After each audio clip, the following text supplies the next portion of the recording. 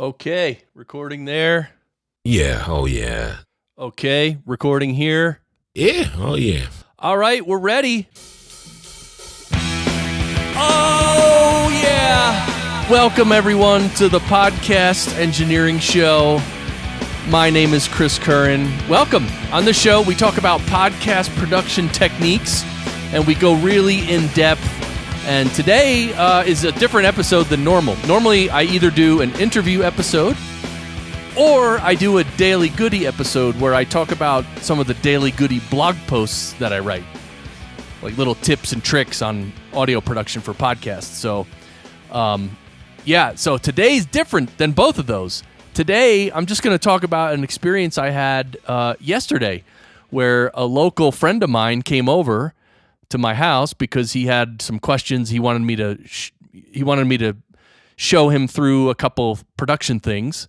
So I'm going to tell you about that experience, and a lot of it, as you could see from the title of this episode, most of it has to do with the handling loudness properly in all stages of your podcast production workflow. So we're going to go through pretty much every stage of your workflow and how to handle the loudness in each stage. So really handy, really kind of basic, but also really it's just the proper way to produce audio. You have to gain stage it properly and use loudness properly. So I do want to mention that I'm speaking into my Sennheiser E835 microphone, which is plugged into my Portico 2 channel strip. And I also have a windscreen on this thing, so I'm pretty much right up on it. And these mics sound pretty good. Well, really, most mics, when you get right up on it, sound pretty good. I mean, obviously not all of them, but what I'm saying is the closer you are to the mic, the closer your voice sounds, the more clear it is typically. And also, I'm speaking directly into it at the angle. I'm not speaking over it or past it. I'm speaking right into it from the very, top. So anyway, all right, so let's go through this. And then we have at the very end, I have a special thing to play for you, special piece of audio, which I'm going to wait till later to tell you about. It's special to me anyway, because I wrote it. Okay. All right, so let's talk about this situation and let's talk about loudness. So first, I'm going to explain the situation, and then we'll get into the loudness stuff. So the situation is, like I said, my friend had questions about producing a certain type of episode. And in this episode, by the way, he produces many, many podcast episodes, but this was a situation that kind of stumped him. And he's not like an audio engineer guy. He's not, a crazy audio guy like I am and like you probably are. But he knows how to produce audio, at a good, strong, basic level. So what he had was 4 people in one room sitting around a table, and they were having a conversation. So 4 people speaking into 4 separate microphones, right? Each person had their own microphone. But one of the things, and we've talked about this a lot on the show over the years, is when you're in the same room with other people and you're all talking into microphones, it like the number one thing that you can do to ensure good audio quality is for each person to speak directly into their microphone from a very close range, like 2 to 3 inches away, maybe 6 inches at the most. That alone, if every participant is speaking that closely into their own microphone, that alone will help so much with the mic bleed and the room noise and everything. The opposite of that is the worst thing you could possibly do, where let's say you have 4 microphones and 4 participants and everybody is, 6 feet away from their microphone, like they're not even close to it, right? That's obviously the worst thing you could do, because then no one's voice is getting picked up very well, and also all the voices are in all the microphones. It's terrible. So that's the opposite. That's the worst. The best is for everyone to be right up on the microphone. But and even before you press record, you can teach and train each participant, and you can tell them, you can say, hey, look, we need you to stay right on top of the microphone, right? And I'm sure he did that. But guess what? When you press record and life happens, and people who don't know anything about audio, they get caught up in a conversation. People move around, people move away from the microphones. And so in this particular episode that he needed help with, several of the participants really drifted away from their microphone, and he just had bleed, and what he had to do was go in. He brought his 4 tracks into his DAW, and his DAW was Adobe Audition, and he literally had to cut out all the parts when each person was not speaking. So he had to go through all 4 tracks, and as soon as the person stopped speaking, he had to basically cut out the parts of each track where the person's not speaking.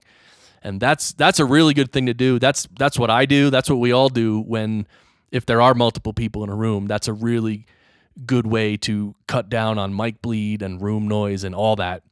So he had to go through the manual labor of doing that, which, it did take some time. I think the entire episode was an hour and 20 minutes. But even after he did that, he wasn't happy with the fact that sometimes they sounded way too low, and then at other times they sounded really loud. And the other thing, he wasn't sure about how to, normalize or compress the audio. Like, he wasn't familiar with processing audio very much. He's more of a podcast producer who, you set up the mics and you record everything, and then you just run everything maybe through Auphonic or through one compressor, and then that's it. That's the episode. So that's not the best way to produce podcasts, obviously, but it's not bad. It's average, let's say. But in this case, he had major issues. So he wanted me to show him how to handle these dynamics. And when he called me on the phone and we talked about it, I told him about some plugins, and he actually bought MaxxVolume from Waves, and he also bought Vocal Rider from Waves. They're both very good plugins which handle dynamics really well, and they're not expensive at all. You can probably get each one for like $29, maybe $39 at most. So, and they're great tools to have just for even just everyday podcast production when you're not trying to solve a major issue. So we decided that he should come to my house and bring his laptop. And so he came over to my house, and I sat him down at my desk right here where I'm speaking right now, and also where I produce all my audio, with my Neumann speakers and everything. And so I sat him down, he put his laptop down, and the first thing we had to do was figure out how to get audio from his laptop not only into my computer, but also so it went through my SonarWorks speaker calibration profile. So I'm not going to go through that here, but it wasn't that hard. What I did was I took the output of his laptop. We took the output of his headphone output of his laptop, and we plugged it into my MixPre 6. And then what I did then the MixPre 6 obviously brings it into the computer. And then what I did is I opened Audio Hijack. And if you know anything about Audio Hijack, it's so versatile and flexible. I created a couple blocks, and I basically brought the MixPre audio that was coming in. I sent that to the SonarWorks, and from the SonarWorks, it comes out of the speakers. And the SonarWorks is speaker calibration. So it makes my speakers sound good and neutral in this room, right? So that's why it was important to do that, because if you don't use the speaker calibration, then you'll hear the sound out of the speakers, but it'll be colored by the room, and the EQ of the sound will be out of whack considerably. So anyway, it took me a second to remember that I could use Audio Hijack to do that, so I did that. And then we started going through his episode, and so now I'm going to switch to my list of things that I taught him when he was here. And again, this is all about how to handle loudness properly in all stages of your podcast production workflow. So let's go down the list. And this isn't going to be a long episode, by the way. So, all right, well, number one is in the recording process. How do you handle loudness? Well, it's pretty simple and fundamental. You want to record all the raw tracks at a nice, healthy level. You don't want to record it too hot where it's really loud and clipping and distorted, and you don't want to record it too low where it's really super quiet and you can barely see the wave on the screen, right? You want to record it in the middle, a nice, healthy level that's not too hot or not too low. That's the first place to manage your loudness in episode production, right?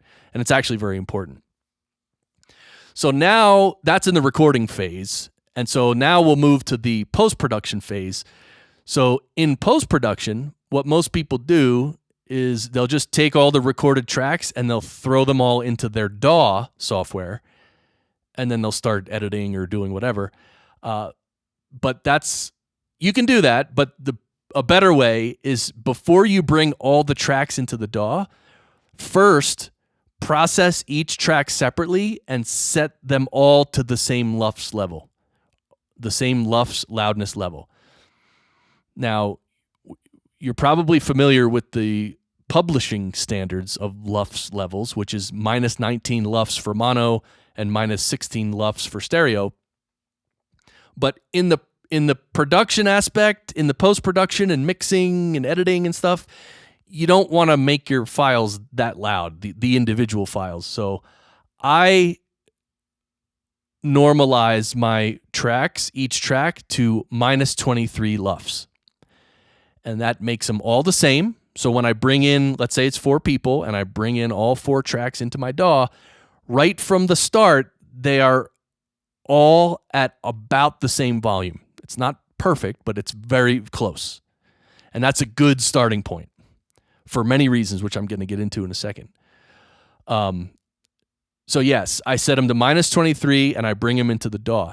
Now, when I tried to do that with my friend, some of the raw tracks were the dynamics were so crazy, meaning someone spoke at a very low volume and then they got really loud. So when we set those individual tracks to minus 23, after it processed it, you can see the loud parts were like clipping badly, and you could even hear it because it's trying to raise up the average volume to minus 23, and in raising up the average volume to minus 23, the loud parts of that person's track just ended up being boosted so much that they ended up getting clipped by a lot. So that was not good. So in his case, I said, you know what? I've had a previous guest on this show who sets his tracks not to minus 23, but to minus 28, which is, basically 5 dB lower, or 5 LUFS, 5 LU lower. Thanks, Paul. So that's what I did with my friend. I said, okay, let's back up, undo that, and we set it to minus 28, and then it was not clipping so bad. It actually wasn't clipping at all because 5 LU lower is considerably lower. So that's what we did. We set all 4 of his participants to minus 28 LUFS, and then we brought them into the DAW, his DAW session. And then what we did is on each track, we put MaxxVolume plugin on each track. We went through one by one. We went through the tracks one by one. And MaxxVolume is a great plugin. I mean, I was sleeping on this plugin for years. I think I just discovered it maybe like a year and a half ago. But for podcast production, oh man, MaxxVolume is great because it compresses the loud parts down a bit. It tames the loud parts, but it also raises the lower parts, the softer parts. It does both in the same plugin, and you can dial it in so it's a nice balance. It's really cool. So that's what we did with each of these 4 tracks. We applied the MaxxVolume and we dialed in the settings, and it was different for each track because, different people get louder than other people and softer than other people. And you know what I mean? Like you have to dial each person's voice in with this MaxxVolume plugin. And by the way, note, when we use the MaxxVolume, which is really a form of compression, right? We're compressing the dynamic range. Whenever you use compression will effectively amplify any background noise. right?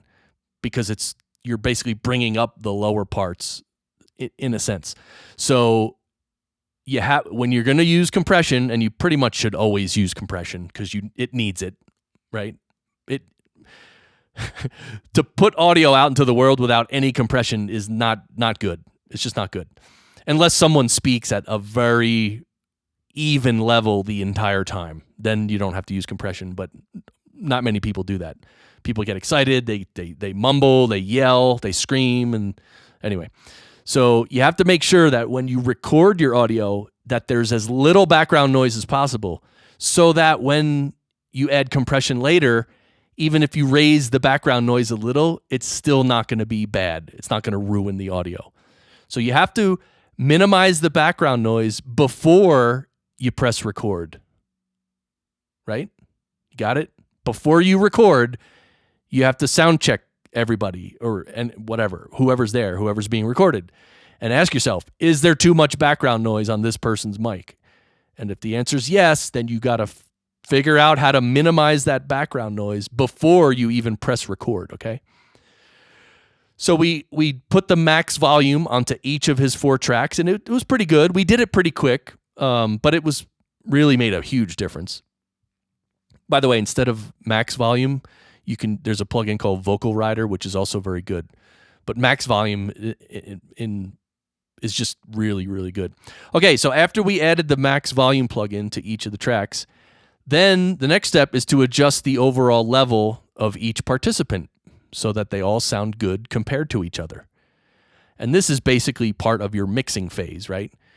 And so when you use a plugin on a person's voice, sometimes just by the nature of the plugin or by whatever you're doing, you'll either raise the volume a little or lower it a little bit. So the volume ends up, each track started at minus 23 LUFS, but when you process it with a plugin, it might be a little different. So after you process all 4 with a plugin, then you have to listen. You have to spot check it and say, are all 4 of these participants at basically the same volume? Because you don't want one person to sound loud and then the other person comes in and talks and sounds much lower, right? Your job as producing this in post-production is to make sure all the voices are about the same level, because that provides the best listening experience, right, for the listener. So that's part of the mixing phase. I just wanted to mention that.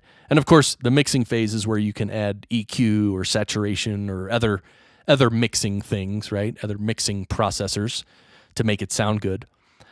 So once they're all at the same level, then you mix it down. You render the file into either a mono or stereo file.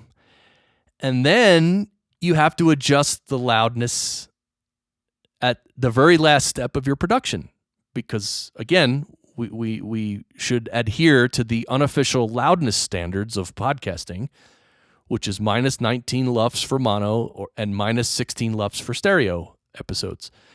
So that's the last step. Is again, you're managing the loudness. At the very end, you got to make sure your final episode is at the proper volume, and it's not hard to do, and you probably already do it. There's many ways to do it.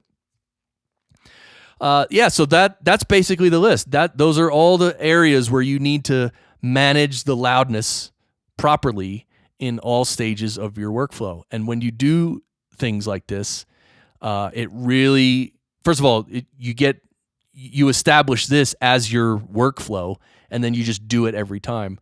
One thing I forgot to mention is I said I was going to mention it, but I forgot until now. When you